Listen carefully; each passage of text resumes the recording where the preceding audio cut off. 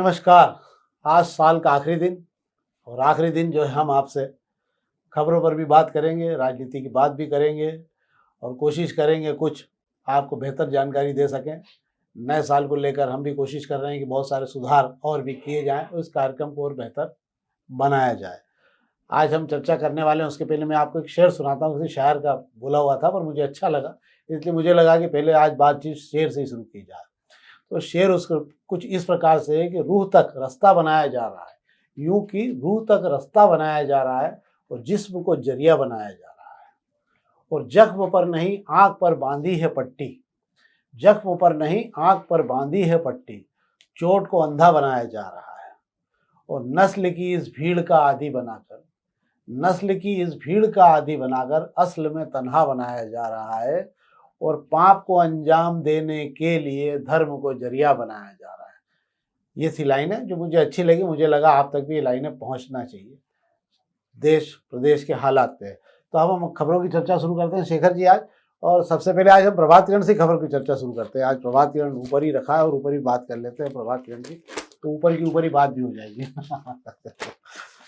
तो प्रभात किरण की खबरों में कुछ खबरें अच्छी है। एक तो ये है कि मेघदूत चौपाटी पर मैं सोचता हूँ शायद 400-500 दुकानें लग रही थी, ज़्यादा ही होंगी। इसमें से केवल 125 लोगों को हरी झंडी दी गई है, 130 लोगों को, जिनको नई जगह पर अब दुकानें दी जाएगी। मतलब ये ठेले अब कहीं और लगना शुरू हो जाएंगे। एक नया चौपाटी बाजार तैयार होगा इसके अपनी ये माने, इसका मतलब ये होगा। और इसके अलावा जो खबर है इसमें दूसरी खबरें, तो इसमें क्या है दूसरी खबर, तो और कुछ मेरे को ऐसा, बाकी सब खबरें सामान्य है पर अपन इसी बात कर लेते हैं पहले। क्या है ये सीन? मेघदूत चौपाटी को यूरेशियन बैठक हुई थी इंदौर में, उस दौरान हटाया गया था। जैसा हर बार होता है, शहर में कोई भी बड़ा आयोजन होता है, बिल्ली खास करके बिलियन कन्वेंशन सेंटर, तब इन्हें हटाया जाता था। इनको लगा कि वापस आ जाएंगे बैठक होने के बाद में, पर ऐसा इस बार हुआ नहीं है। नगर निगम कमिश्नर बिल्कुल सख्त हैं, पहले दिन से क्लियर कर दिया है कि मेघदूत चौपाटी अब वहां नहीं लगेगी। वहां 400 से ज्यादा दुकानें खाउठिए लग रहे थे, खाने पीने की दुकानें लग रही थी। इसमें ज्यादातर नेताओं के संरक्षण की दुकानें थी, पर कुछ दुकानें 130 ऐसी नगर निगम ने चिन्हित की है जो लंबे समय से चल रही थी और उनसे ही चौपाटी की शुरुआत हुई थी। तो उन लोगों को जगह देने की कार्रवाई की जा रही है। नगर निगम कमिश्नर ने कल उपायुक्त लता अग्रवाल को इसके निर्देश दे दिए हैं। पर भाई साहब, इसमें बड़ा झगड़ा ये आने वाला है कि 400 लोग वहां दुकान लगा रहे थे, 130 को जगह दी जाएगी। जब इसकी सूची जारी होगी, उस 130 में कौन आते हैं और कौन छूटते हैं, वो एक नया अल्लाह हो जाएगा। फिर सियासी लड़ाई शुरू होगी, जो कांग्रेस भाजपा की हम देख चुके हैं चौपाटी को लेकर। हाँ, निश्चित रूप से ये तो आसान भी नहीं होगा, पर जो भी हो फैसला तो 2 नंबर के अंतर्गत ही होगा और 2 नंबर वाले ही करेंगे किसकी दुकान लगेगी। हमारे क्षेत्र में आप दूसरी दुकान लगा लो, ये भी संभव नहीं होता है शेखर जी। पर एक बात जरूर है, अगर ये दुकानें हट गई तो शिवम वर्मा इसके लिए याद रखे जाएंगे कि एक ऐसी चौपाटी हटाई उन्होंने जिसको हटाने के मामले में बहुत असंभव माना जाता था। और इसके पहले प्रतिभा पाल को याद जरूर किया जाएगा आज, इसलिए कि पाटलिपुरा पे जो दुकानें लगा करती थी सड़क पे सब्जी की, और दूसरी दुकानें यहाँ लगा करती थी मालवा मिल पे, और दोनों ही दुकानों को हटाने को लेकर पिछले 4 कमिश्नर थक गए थे और वो दुकानें नहीं हटी थी। और उन्होंने एक 24 घंटे के अंदर वो सारी दुकानें हटा के उनको शिफ्ट करके और अपनी जिद के आधार पर उन्होंने ये काम करके दिखाया था। तो मुझे ऐसा लगता है प्रतिभा पाल के बाद शिवम वर्मा इसके लिए याद किए जाएंगे कि उन्होंने एक ऐसी परंपरा डाल दी कि अगर निर्णय लेना हो तो फिर लिए जा सकते हैं इस शहर में। हालांकि दुखद ये होता है कि जो दुकानें हटी थी मालवा मिल, वो दुकानें फिर लगने लग गई सब्जी वगैरह की। तो ये दुखद है किसी एक अधिकारी के किए प्रयास पे अगला जो है अगर ना हो पाए तो ये तो थी आज हमारी प्रभात किरण की खबरें। अब इसके बाद हम बात कर लेते हैं अग्निबाण की खबरों की यार। तो अग्निबाण में आज जन्मदिन महोत्सव तो रहते ही है, उनका तो जन्मदिन महोत्सव जन्मदिन है। एक खबर जरूर इसमें अच्छी है जिस पर आज बात हो जाएगी, क्योंकि आज नया साल भी आने वाला है तो सब उसमें लगे हुए हैं और सब फार्म हाउस से उनकी जांच शुरू हो गई। पुलिस पूरी ताकत से भिड़ गई आपका भी नया साल मनवाने को लेकर और खुद का भी नया साल मनवाने को लेकर, तो उसने अपनी पूरा कामकाज लगा दिया है। पर ये खबर अच्छी है कि नगर निगम के कर्मचारियों के ना कार्रवाई करे तो लोग पीट रहे हैं और नहीं करे तो अधिकारी वेतन काट रहे हैं। क्योंकि पिछले दिनों रिमोल के अधिकारी को जो है पीट पाड़ दिया था गाय वाय हटाने को लेके, वहाँ रेत मंडी चौराहा, हाँ रेत मंडी पे पीट दिया था। कुछ होर्डिंग लगाने को पीट रहे हैं और अगर काम नहीं करे तो अफसर मार खा रहे हैं। क्या होना चाहिए, मतलब मार खाना चाहिए कि काम करना चाहिए, क्या करना चाहिए? ये बड़ा विचित्र सा मामला सामने आया है। 7 रिमोल कर्मचारियों की पगार इसलिए काट दी गई कि उन्हें होर्डिंग्स पोस्टर हटाने के लिए भेजा गया था और उन्होंने वो हटाए नहीं। पर बड़ा समझने की बात होगी, होर्डिंग पोस्टर हटाना नॉर्मल होर्डिंग पोस्टर हटाना, कंपनियों के हटाना, बड़ा दुकानों के हटाना बड़ा आसान है, पर राजनेताओं के होर्डिंग और पोस्टर हटाना कर्मचारियों के बूते के बस की बात नहीं है, जब तक इनके साथ पुलिस फोर्स ना हो। और इसी वजह से वे डर के उन लोगों ने कार्रवाई नहीं की और उनकी पगार काट दी गई। बड़ा विचित्र सा मामला है, इसमें मुझे लगता है नगर निगम कमिश्नर को ध्यान देना चाहिए। और मुझे ऐसा लगता है अगर ये बात पे गाड़ी अड़ी रही तो थोड़ा सा पूरी वेतन कट जाएगा उनका, क्योंकि वो तो अगर या तो स्पेशली बोल दिया जाए कि नेताओं के होर्डिंग ही हटाना आएगा, तो फिर देख लिया जाए मोर्चा कौन किस पे भारी पड़ पाता है।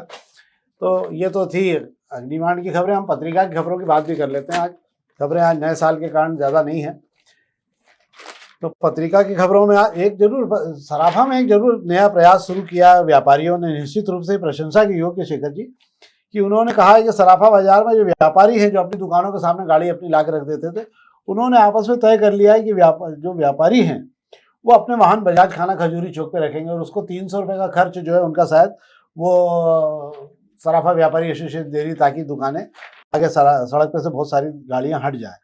और इससे फायदा ये हुआ है कि बहुत सारी गाड़ियां हटने का असर भी दिखने लगा है। क्या है ये अच्छा प्रयास है? सराफा में जो अभी नई कमेटी चुनाव जीत कर आई है, कमांड संभाली है, हालांकि इसमें ज्यादातर वही लोग हैं जो पहले भी इस कमेटी में रहे हैं, एसोसिएशन में रहे हैं। उन लोगों ने एक नई पहल की है कि कम से कम ग्राहक जो है दुकान तक पहुंचे। अभी होता है कि सराफा में इतनी गाड़ियां लग जाती है कि आम आदमी जाने से डरता है सराफा में, और मान लो खरीदारी के लिए आ भी गया तो गाड़ी कहाँ खड़ी करेगा, उसके सामने बड़ी समस्या ये हो जाती है। अभी इन लोगों ने तय किया है कि हमारी गाड़ी यहाँ नहीं रखेंगे, ग्राहकों की गाड़ी दुकान के बाहर खड़ी होगी। हालांकि 30% व्यापारी ही अभी इस पे सहमत हुए हैं, पर अच्छी पहल है, कम से कम शुरुआत तो हुई है और मुझे लगता है नतीजे अगर इसी तरीके से ये चलता रहा तो बेहतर आएंगे। नहीं, वैसे व्यापारियों को खुद के लिए भी सोचना चाहिए कि अगर ऐसा हो जाएगा तो कहीं बेहतर रिजल्ट भी आएंगे। दूसरा यह है कि इससे दूसरे लोगों को मौका मिलेगा। और इतनी गाड़ियां खड़ी हो जाती है कि सामान बिकता नहीं सराफे में बहुत ज़्यादा, और भीड़ इतनी हो जाती है, लोगों को लगता है कितना लोग सोना चांदी खरीद रहे हैं यार इतनी महंगाई में भी, तो कम से कम जो ग्राहक है वही दुकान तक पहुंचेगा, ये भी होना चाहिए इसके अंदर। तो ये तो थी पत्रिका की खबरें। हम दोपहर की खबरों की बात भी कर लेते हैं। दोपहर की खबरों की पहले पेश की खबरों की बात कर लेता हूँ मैं। 2024 का आंकड़ा जारी किया गया हैगा। ये जारी किया गया हैगा, फर्म है migration international investment migration firm है, हेनले एंड पार्टनर्स इंटरनेशनल वो है फर्म। उसने बताया कि हिंदुस्तान से 4,300 अरबपति जो हैं उन्होंने नमस्ते कर ली है। ये अरबपतियों से अधिकांश जो है सऊदी अरब में चले गए हैं और उन्होंने वहाँ की नागरिकता भी ले ली और उन्होंने अपना कामकाज भी वहाँ शुरू कर दिया है। क्यों जा रहे हैं ये तो समझ नहीं आया, पर अगर इतने बड़ी तादाद में अरबपति इस देश को छोड़ रहे हैं तो ये बहुत ज़्यादा शुभ संकेत भी नहीं है। दूसरे नंबर पर यहाँ से जाने वालों में जो है करोड़पतियों में हम जो लोग जा रहे हैं तो चौथे स्थान पे हैं। पहले नंबर पर चीन है, पहले नंबर पर जर्मनी है, दूसरे नंबर पर चीन है, तीसरे नंबर पे जो है फिर अमेरिका है जिसके लोगों ने छोड़ा है। और ये हालत है। और दूसरी खबर बड़ी है कि अंततः इस साल के अंत तक खींचते खिंचाते मुख्यमंत्री जी ने 5,000 करोड़ का एक और लोन उठाया है।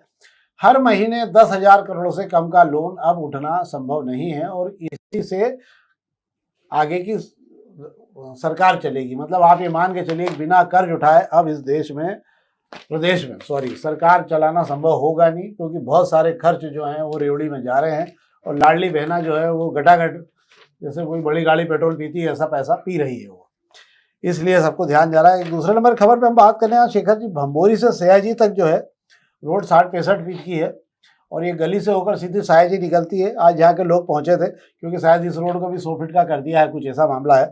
तो रमेश मेंदोला के साथ आज कलेक्टर से मिले हैं लोग कि भैया जब गांव भर में चर्चा हो रही है कि हमारी रोड तो उन्होंने कहा अपनी रोड भी छोटी करवा लो। अभी रोड छोटी कराने का महोत्सव चल रहा है शायद हर विधानसभा में, तो उन्होंने कहा। और दूसरा है खजराने के लोग भी पहुंच गए हैं कि खजराने में काली माता मंदिर तक तो रोड जो है वो छोटा है और उसके बाद चौड़ा करने की क्या जरूरत है, जब ये भी छोटा है वो भी छोटा है, सब छोटे छोटे हो जाए। अच्छी परंपरा है क्या ये? बिल्कुल सही बोल रहे हैं आप। रोड को लेकर इस शहर में ऐसी सियासी जंग मची हुई है, सुभाष मार्ग को लेकर सियासत हो रही है, बार बार कहा जा रहा है कि रोड को छोटी कर दो, जबकि नगर निगम बिल्कुल साफ शब्दों में कह रही है कि नगर निगम किसी भी मास्टर प्लान की सड़क को छोटे ही करने का अधिकार नगर निगम के पास नहीं है। इसके लिए आप टाउन एंड कंट्री प्लानिंग जाए, मास्टर प्लान बनाने वाली कमेटी के पास जाएं, क्योंकि नया मास्टर प्लान आने वाला है। पर कभी भी ऐसा नहीं होता है कि किसी भी रोड की चौड़ाई को कम कर दिया जाए। आप ये कर सकते हो अभी कि उसको कम बना दो, पर कम बना दो इसका मतलब ये नहीं होता है कि आपने उनको स्थायी कर दिया है, और ये चीजें बाद में दिक्कत आती है कब्जे हटाने में। हाँ, सड़क पर भी लोग ऐसे ही कब्जा कर रहे हैं। 60 फीट की रोड, अगर ये 60 फीट की होगी तो बात तो वही हो जाएगी, 20 फीट तो जगह चाहिए अतिक्रमण के लिए। बच्चे की 40 फीट, मतलब आपके लिए उतनी उतनी जगह रह जाएगी। एक और खबर जरूरी है कि फरवरी में, एक अच्छी खबर है ये भी दोपहर में, कि फरवरी में चलेगी 3 डबल डेकर बस और एक चलेगी पर्यटन के लिए जिसकी छत खुली रहेगी।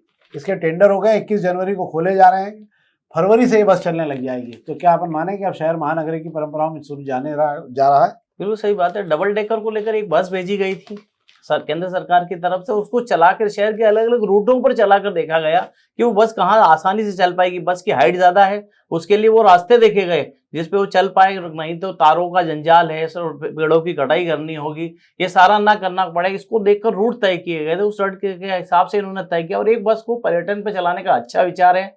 जिस तरीके से हम देखते हैं मुंबई में देख लें या विदेशों में देख लें, पर्यटन बस होती है जो ऊपर से खुली होती है, उसके अंदर बैठ के आप शहर को घूमने जाओ, एक खास पॉइंट पे आपको उतार दिया जाएगा, वहां से उस पिक और ड्रॉप पॉइंट से ही आप आगे की जर्नी करो, ताकि वो शहर के अंदर तक भी नहीं जाएगी। अच्छा प्रयास है और होना भी चाहिए। अब हम शहर को नए परंपराओं में देखते जा रहे हैं। ये हमारे लिए, ये तो थी हमारी अखबारी खबरें। हम राजनीतिक चर्चा कर लेते हैं।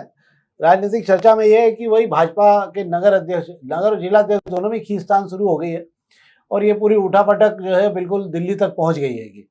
तो हम आज जानना चाहेंगे कि शेखर जी, कौन कौन से लोग इस दौड़ में शामिल हैं और कौन कौन से लोग किसके झंडे तले हैं और अंततः स्थिति क्या बनेगी, क्योंकि अभी तो कोई संभावना दिखती नहीं मुझे। भाजपा नगर अध्यक्ष और जिला अध्यक्ष को लेकर भाजपा में संगठन चुनाव चल रहे हैं। जिला इंदौर की बात करेंगे हम। नगर और जिले को लेकर जो पुराने साल में, आज खत्म होते साल में जो कुश्ती का अखाड़ा तैयार हुआ है, इस कुश्ती का समापन नए साल में होगा।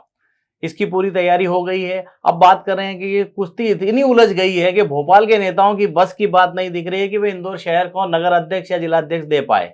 ऐसे इंदौर सरीके और भी कई जिले हैं मध्य प्रदेश में। क्या वजह इस बार ऐसी हुई कि जितने भी सिंधिया समर्थक हैं वो खुलकर मैदान में आ गए हैं। भाजपा के ही कई लोग, नेताओं को आपस में वो टकराव देखने को मिल रहा है, सब अपने लोगों को साधना चाहते हैं। अभी दिल्ली में जो एक बैठक हुई है कल, उस बैठक के बाद एक ऐसे संकेत मिल रहे हैं कि 3 नामों की पैनल सीधी दिल्ली भेज दी जाए, वहां से तय कर लिया जाएगा और दिल्ली नाम तय करेगा, भोपाल ऐलान करेगा। पर भाई साहब इसमें बड़ा एक पेच ये आता है कि जो पैनल बन के जाएगी, पैनल भोपाल से बनेगी, तो भोपाल के सुरमाओं के हाथ में ये तो है कि वे 3 नाम की पैनल बना सकते हैं। अब दिल्ली में जिसका बड़ा वकील मजबूत होगा वो अध्यक्ष बनवा के लेकर आएगा और दिल्ली तक पहुंच जितने दावेदार चल रहे हैं उसमें से नहीं के बराबर है। अब आप दावेदारों की बात करते हैं, मैं बताता हूं आपको दावेदार। सुमित मिश्रा, टीनू जैन, आकाश विजयवर्गीय, ये मंत्री कैलाश विजयवर्गीय गुट से चलाए गए वो नाम है जिस पर ये दाव लगा रहे हैं। इन सब के पीछे, पर्दे के पीछे एक नाम चल रहा है जिसको कैलाश विजयवर्गीय अभी बिल्कुल सामने नहीं ला रहे हैं,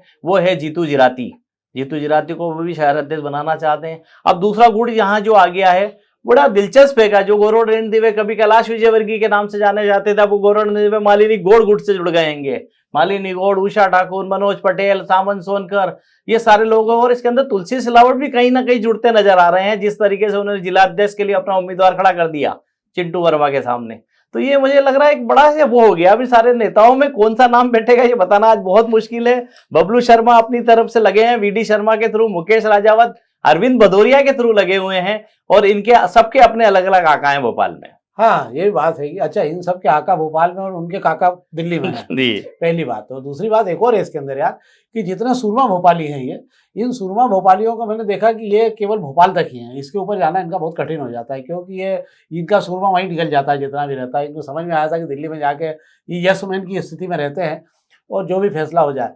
पर मुझे ऐसा लगता है कि वही स्थिति है जो जब रमेश वेंदुला के चुनाव लड़े थे अध्यक्ष के लिए, तो वही खींचतान थी। एक तरफ 4-5 विधायक हो गए, एक तरफ ये 1, 2, 3, 2 नंबर आरके स्टूडियो का गुट अलग हो जाता है बिल्कुल ये। अब सवाल केवल ये उठता है कि आरके स्टूडियो के गुट में कितने लोग शामिल हो रहेंगे। पर फिर भी मुझे ऐसा लगता है कि ये लड़ाई को इतनी आसान नहीं होगी।